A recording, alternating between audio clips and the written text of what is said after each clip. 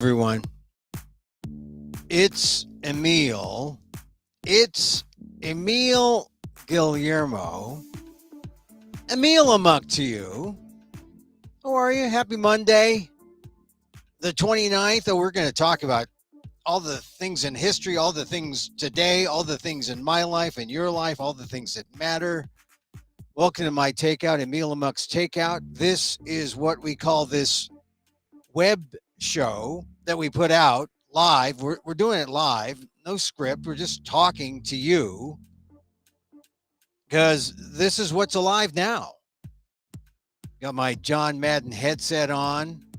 So glad that the preseason is over. Now the games that count, they're going to start.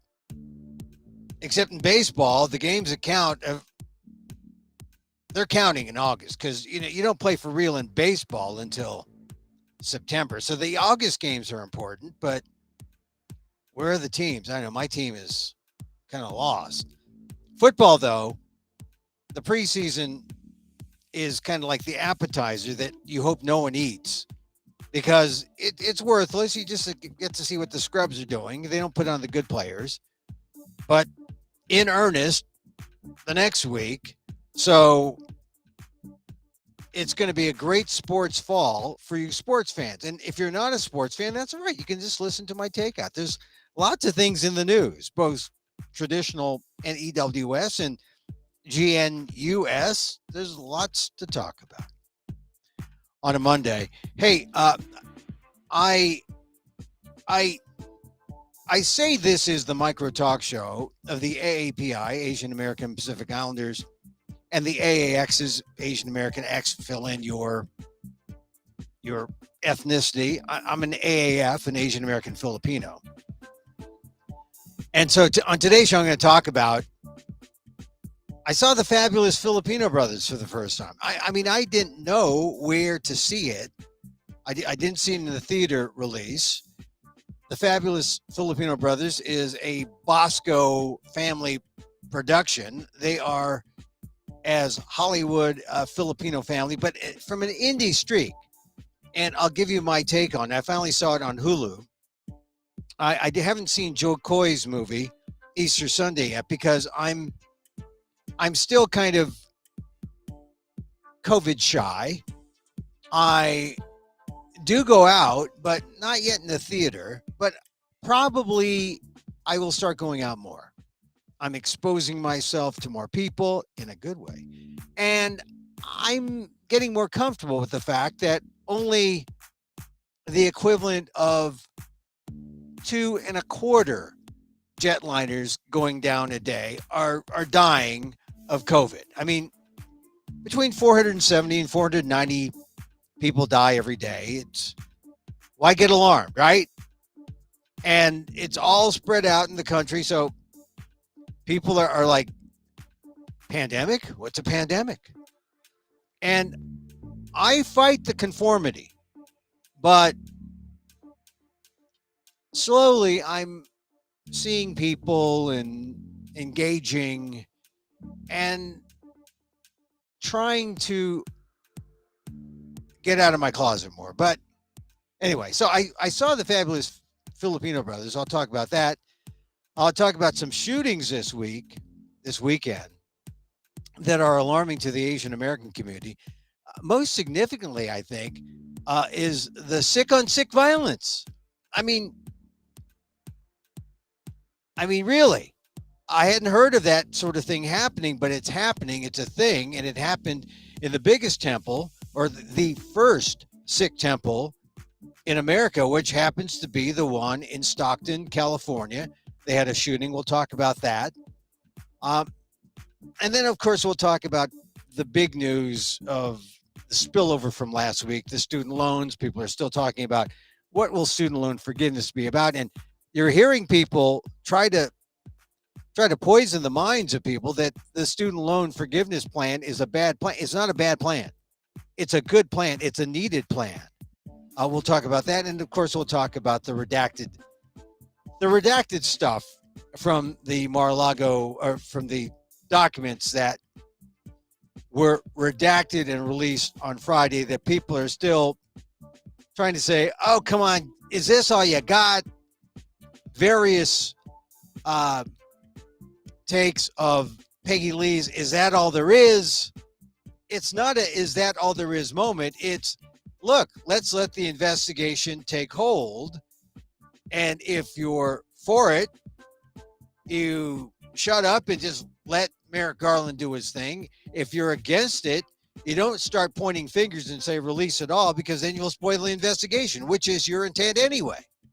So I'll tell you what Trump said if you missed that.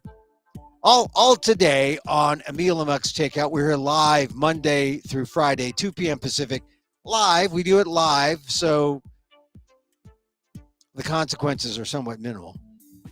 Although you can see the replays on amok.com. You can see it on Twitter if you wish.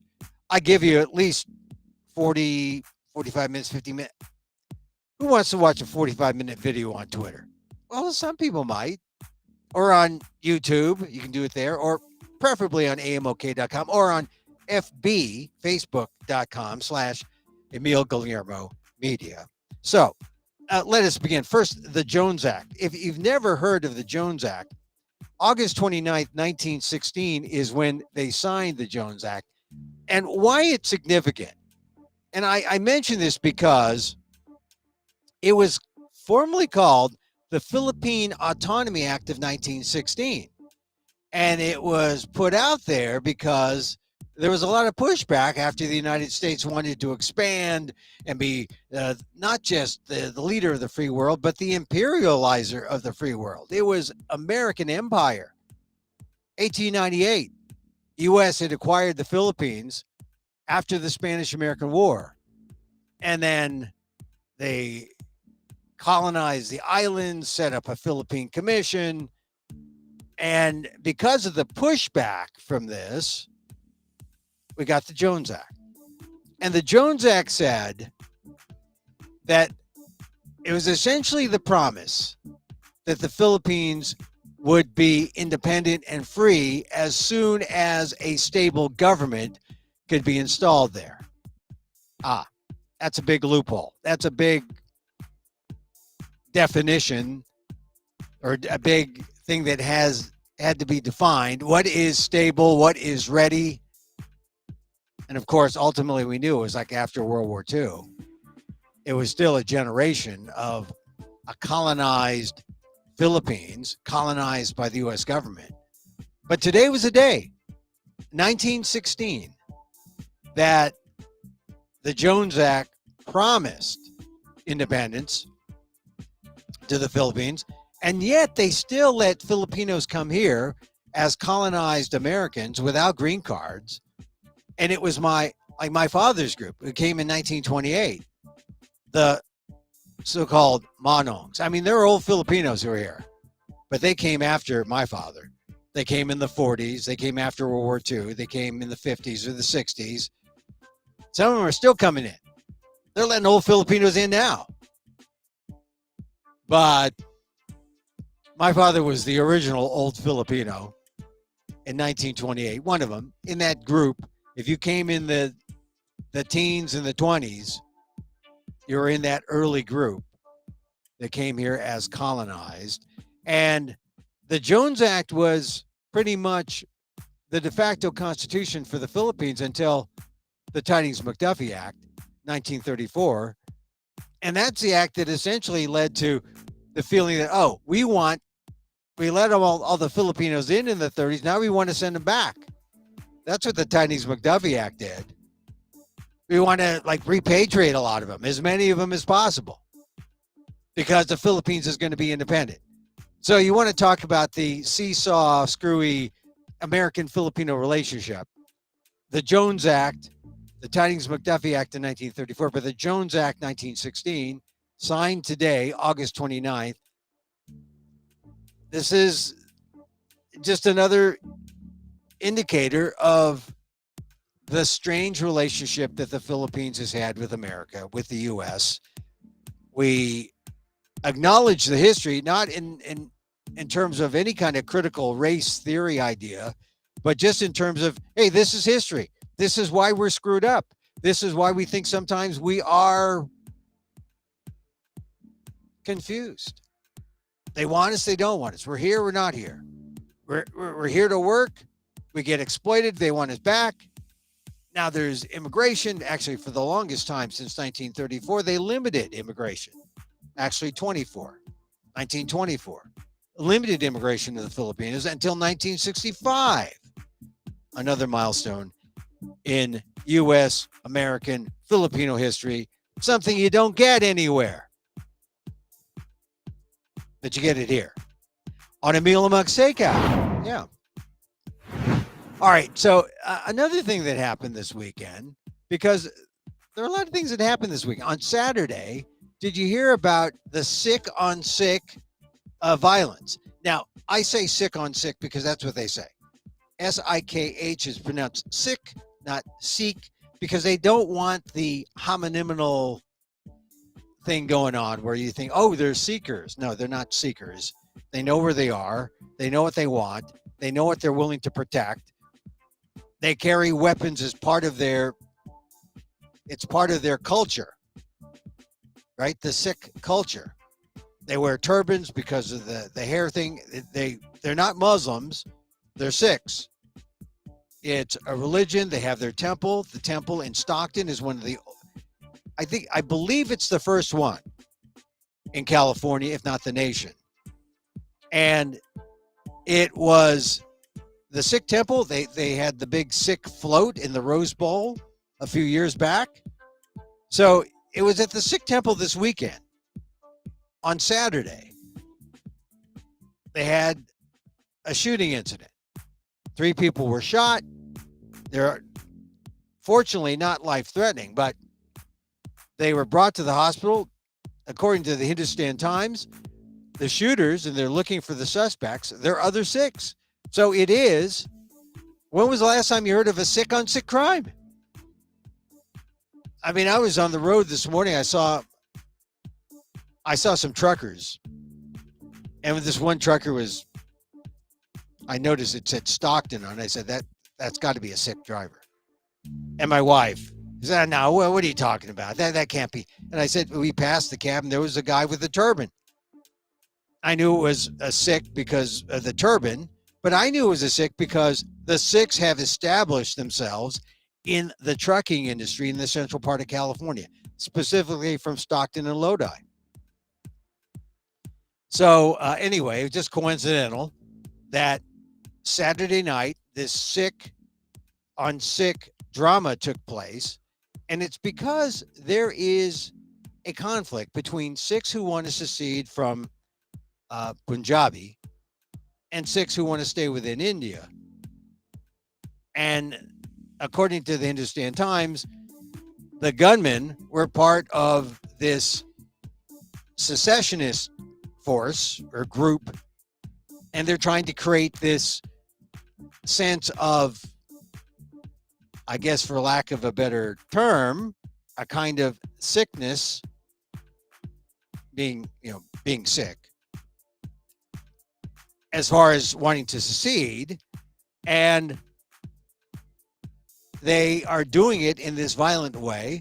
Fortunately, no one was seriously hurt. I mean, no one was killed. There were 3 wounded. They're in the hospital. They look like they're going to survive. But this is the kind of drama we're seeing now. I remember seeing it, and I just said, I saw the crawl on the screen, 3-6 shot, and I said, oh my God, I hope it's not Stockton, because I know that temple. I've been there. I've eaten there. I know some people there who I have done stories with. It actually is quite a community resource in terms of they've got resources for, believe it or not, they have a battered women's shelter there. I mean, it's a real community, and they've been an important resource for the growing Sikh community here in the Central Valley and in Northern California.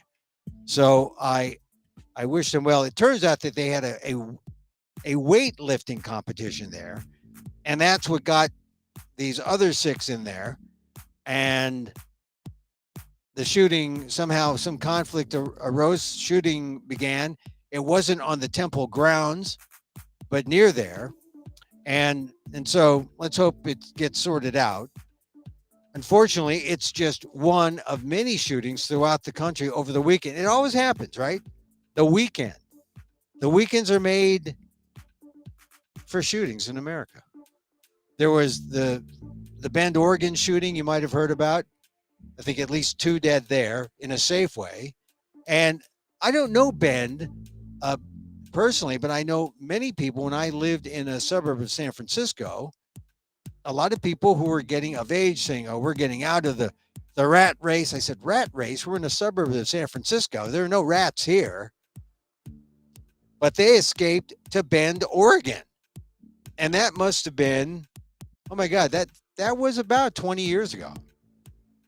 And so they must be somewhat, I know, hopefully they're still around, but it's some time that they've been up there. And Bend, Oregon, it's an out of the way place. It's not near Portland. It's not near any big town. It's its own place. And to see the news reports breaking out of there about a shooting. So let's hope that, I don't know. It's just when it happens in a place like Bend, it can happen anywhere and does. Of course, in New York City, they had a number of shootings this week, multiple deaths. And is it the weather? Is it the weekends are made for family get-togethers or get-togethers? I don't know. I just know that when you get a large gathering of people and you have misunderstandings and you have a gun culture in America, this is what becomes a Monday story. So this weekend had a family gathering and there was a lot of drama. It wasn't one that, would take to violence, but it's one that, there were some disagreements, and a lot of it was maybe alcohol fueled. If you listen to my show on Friday, I talked about being a teetotaler, but I wasn't going to stop people from engaging. And that's the way it was. I mean, I was offered to do some shots and I refused. I didn't refuse. I just said, look, I'm a bad shot drinker right now. My body doesn't metabolize alcohol as well right now because I just haven't taken any for very little amounts, less than, drinking mostly non-alcoholic stuff. So I'm, that's just the fumes are alcoholic maybe. But it's funny that I just know that my family, the way we dealt with things, got a little dramatic. I know in other families where there might be alcohol, there might be guns, boom, you got trouble. The best thing that I suggest for any kind of get together is just to learn how to talk and negotiate to one another. I find that, boy, the one thing that has helped me a lot is meditation. Meditation means that I can be in the moment and I can pause. I mean, I love Sharon Salzberg, really one of the great American meditation teachers who's taught for years here in the U.S. One of her definitions for mindfulness is taken from a 10-year-old kid who is being taught mindfulness in school. And he was asked, what is mindfulness? He says, mindfulness it means I don't punch that kid in the face. I don't punch that other kid in the face. I don't punch anyone in the face. Because you catch yourself and find yourself in a moment that reminds you not to do that thing that could lead to violence, that could lead to something you might regret. It works. Catching yourself, being mindful. Anything to create that kind of delay to get you back to a normal sense of your present moment. So you could deal with something with some thought, as opposed to a mindless reaction that you may later regret. So the mindfulness, the meditation has helped me. Also, not drinking alcohol. And if you don't want to listen to my show 376, I quote this guy, Dr. Michael Greger, and he's a great resource at nutritionalfacts.org, because he says, look, there are no benefits to drinking alcohol. Zero. Even moderate drinking. There are no benefits at all. And if there are zero benefits and it is a known carcinogen, alcohol is a known carcinogen, then it means there are only harms, no benefits, which means the appropriate amount to drink is zero. Zero is actually, in mindfulness, zero is a magic word. You get to zero and it's like, you're close to nirvana. You are. So anyway, it was strained at times, dramatic at times, but because no alcohol, because of meditation, it was a great weekend for me. It was good to be with members of the family, and there were no guns. No, there was no violence. In the end, only love and understanding. I bring that up because one of the things we did is we watched the Fabulous Filipino Brothers. If you don't know the Fabulous Filipino Brothers, it's on Hulu now. And I get it without commercials, so it's like seeing it in the films or in the movies. I didn't see it when it first came out in 2021. It came out, I guess it had some theatrical release. So you can see it on Hulu all you want. And I say it's about authentic a look at Philippine life from the Bosco family mindset. Dante Bosco is the writer-director with his brother David also wrote it with him. Dante Bosco is a director. He also starred it. He also played, I believe it was Rufio in Hook. So he was a child actor. And so in that way, he had a Hollywood stamp on him. But he wasn't like Joe Coy, who has gotten the real Hollywood stamp from Steven Spielberg. Bosco experiences an experience a Hollywood hand, but he did this on his own with his family. And I say that it's not a perfect movie, but you look at the ratings, and some people on the scale of 0 to 10 give it a 6.5. Rotten Tomatoes gives it an 86. So I guess they were Filipino tomatoes. I don't know. But I would say 3 out of 4 stars. Yeah, it's not a perfect movie, but it's authentic. It's real Filipino taste. I mean, it's not the gourmet treat that, let's see, there's a Filipino restaurant that I used to go to in New York all the time called Purple Yam. That is a knockout. There's another Filipino restaurant that used to be in Washington, D.C. when it was under Tom Kinanan. Bad Saint was its name. That was a great restaurant. I mean, so there are all these diverse Filipino tastes, diverse ways to tell the Filipino story. What I liked about the Fabulous Filipino Brothers is that it's pretty damn authentic. I mean, it is not the Panda Express for Filipinos. It is not the Panda Express for Filipino. So if you want authentic, yeah, the Dante Bosco, the Fabulous Filipino Brothers, that's the movie to see, especially if you're still a little skittish about going out to a theater or finding. I mean, I'd like to see Joe Coy when Joe Coy's movie Easter Sunday, when it streams, I'll be there. I'll watch it. I mean, I think the Filipino, I always encourage the Filipino story getting out.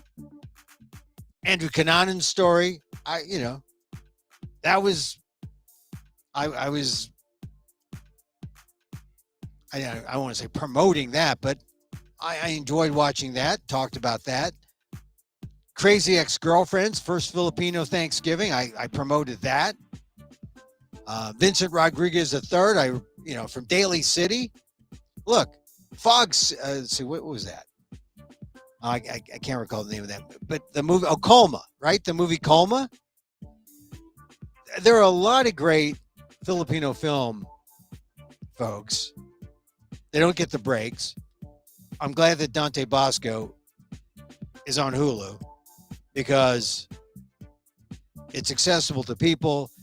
You can taste it. You'll see what I mean. It's an authentic Filipino experience. There are fighting cocks that makes it pretty authentic right there. There are, let's see, women eating lumpia in funny ways. That the women in my group did not. They liked the campiness of it, but they didn't see it as a realistic depiction. But there's one thing that was realistic, and I don't want to give away the story, but one of the brothers shows up with a woman he's about to marry, and it causes a fight between two of the brothers, and it is serious. A brotherly fight, paternal fight maybe, but it just shows what happens when you get families together. It can get a little rough, but then you wouldn't be family. Anyway, the Fabulous Filipino Brothers on Hulu, Dante Bosco, his brothers. I like the chicken guy. I like the chicken guy story. All the stories are nice. And they have a Filipino unit. They shoot some in the Philippines. Good. It'll give you that Filipino taste you're looking for. All right. A couple other things I want to talk about. Should we talk about the news? I think we ought to talk about the news a little bit because it's still a spillover day from student loans and from the redacted papers that were released. The Washington Post, they knew that the lead story was going to be, they put this as the lead online. Study says a Greenland ice sheet set to raise sea levels by nearly a foot. Nearly a foot. New research suggests the massive ice sheet is already set to lose more than 3% of its mass, even if the world stopped emitting greenhouse gases today. This is sort of like the undercurrent. We live our lives, and then there's this. There's, COVID. We live our lives, and then there's greenhouse gases and climate change. We live our lives, and there's all this stuff that we can try to be, happy and say, "Oh, we're just living in the now." Yeah, great, but honestly, there's stuff happening that, okay, we may not have as much control. And the lead sentence here suggests we don't. But there's got to be something done collectively that might stop this. And it only works if we all work in unison together. I mean, once again, human-driven climate change has set in motion massive ice losses in Greenland that couldn't be halted even if the world stopped emitting greenhouse gases today, according to a new study published on Monday. Even if we stopped, we can't halt this. So do we give up? I don't know if we give up, but it means we better start thinking of better ways to deal with this. Because if we don't, we're in trouble.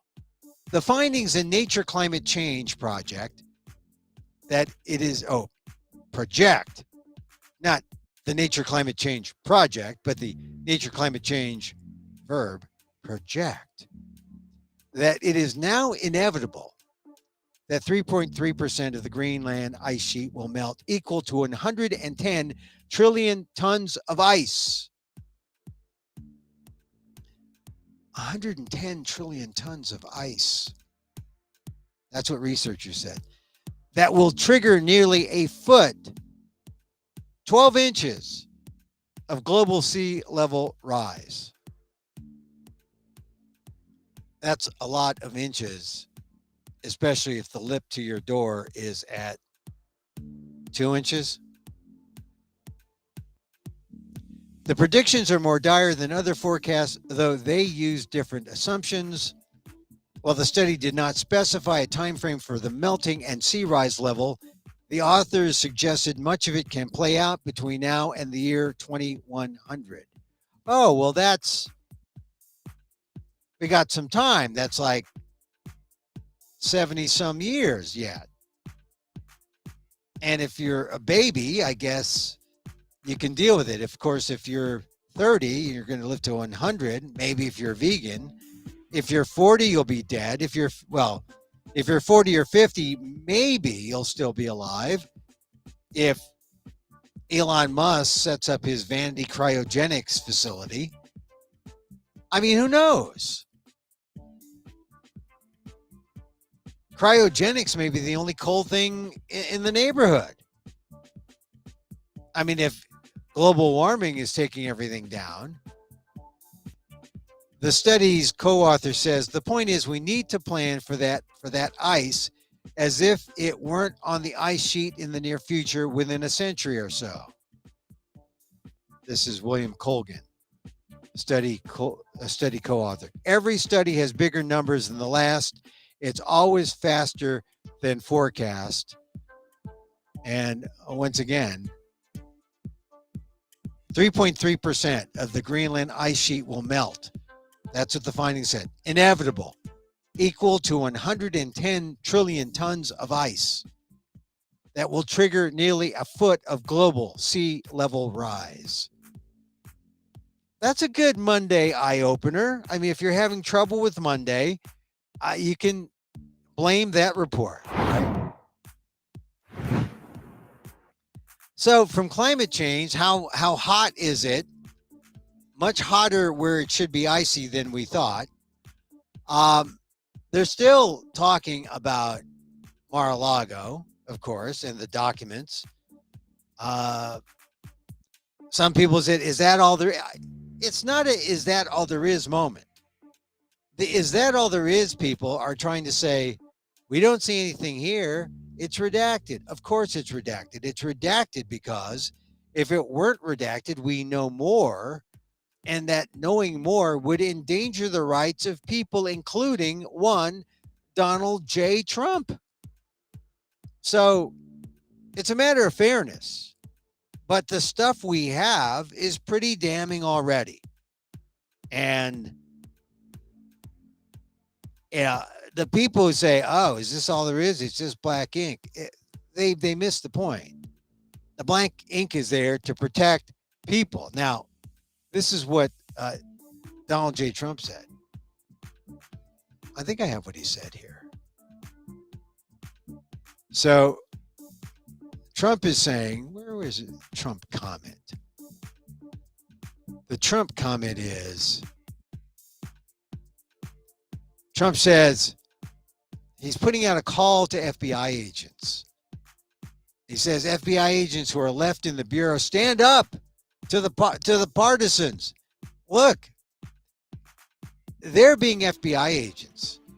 They're being nonpartisan, which is what the FBI is. Trump is saying, come on, we know you're Republicans.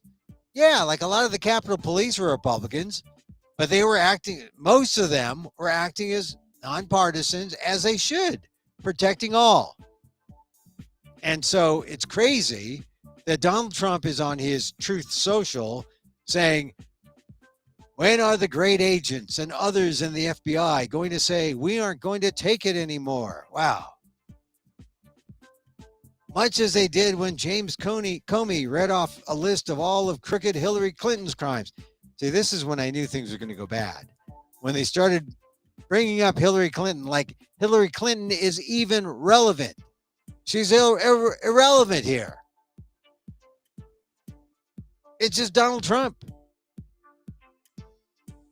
So Trump goes on Truth Social, only to say that no reasonable prosecutor would prosecute. The wonderful people of the FBI went absolutely nuts, so Comey had to backtrack and do a fake investigation in order to keep them at bay. The end result, we won in 2016 and did much better in 2020. That's a lie. But now the left has lost their minds. That's Donald J. Trump in his Truth Social. I think it's people are saying, hey, come on, FBI. It's almost as if they're calling on the FBI to have their January 6th moment, which true law and order folks would say, shame on Trump, shame on the Republicans for doing that, shame on all of them for questioning the loyalty of the FBI. Their loyalty is to the country. Their loyalty is to the truth and justice. And we know that sometimes that's not always true. It's happened. The FBI has been used as a tool. But we have to hope that the professionalism and the patriotism at the FBI holds and will not bend to the insistence of Trump, who, as I said, continues to say, when are the great agents and others in the FBI going to say, we aren't going to take it anymore? Well, probably when all of America stands up to Donald Trump and says, we aren't going to take it anymore. Former president of the United States, disgraced, dishonored, defeated former president of the United States, Donald J. Trump. That's when. All right, one last thing, because the other big story that you should be aware of course you're aware of it, it's the whole, where is Kamala Harris, right? Kamala Harris, who is Kamala Harris is, she's been on vacation. She's been far from the, let me fix my camera here. She's been far from the action. Here's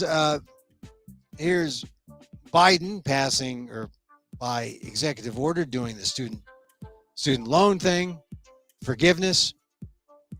He's signing the big Inflation Reduction Act.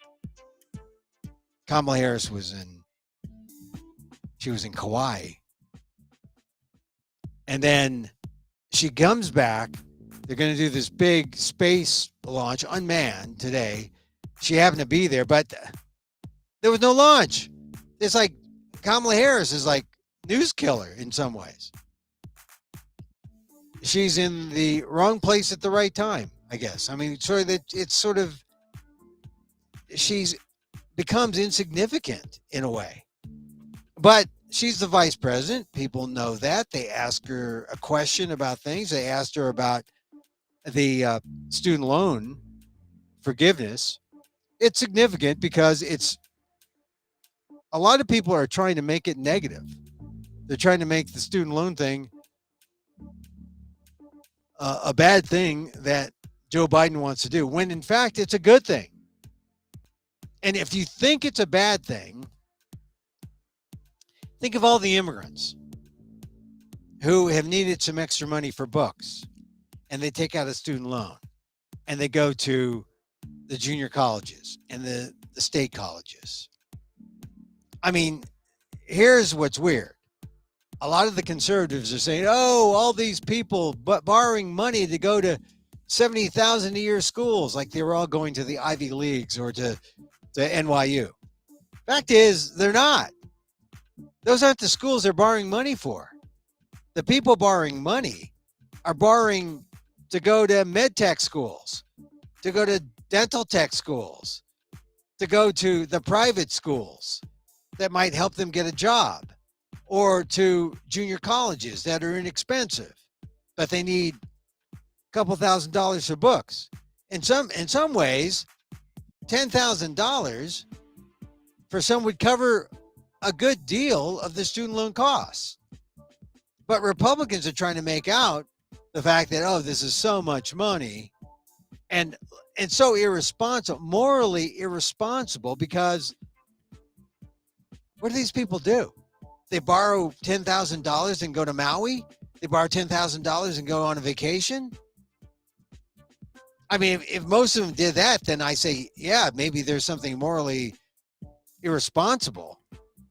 But to cut them a break is not.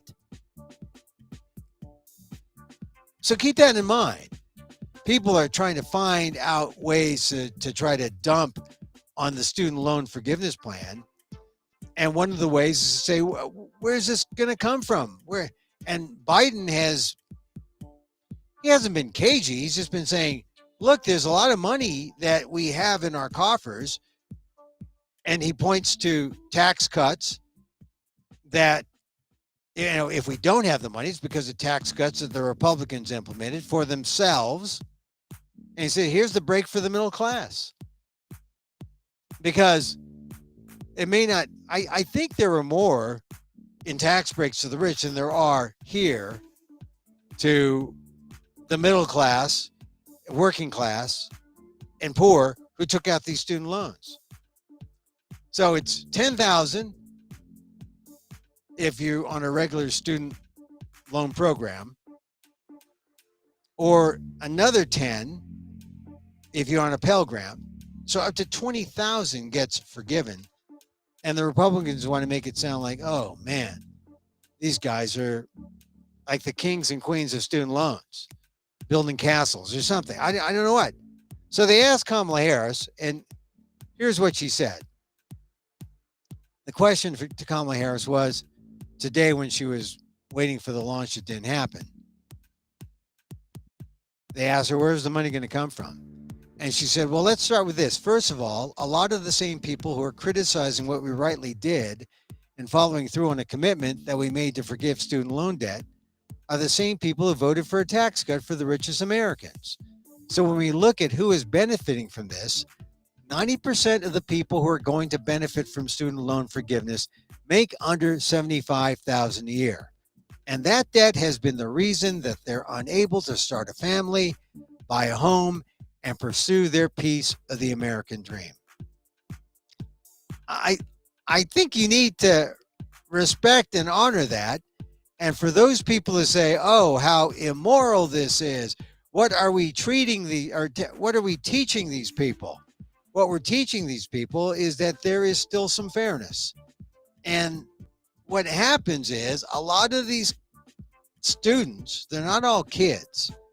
I make the mistake of saying kids, but a lot of these people who borrow are going to these career colleges to become med techs, vet techs, and then they get all these loans to take the classes, the certifications, and then they don't get the jobs.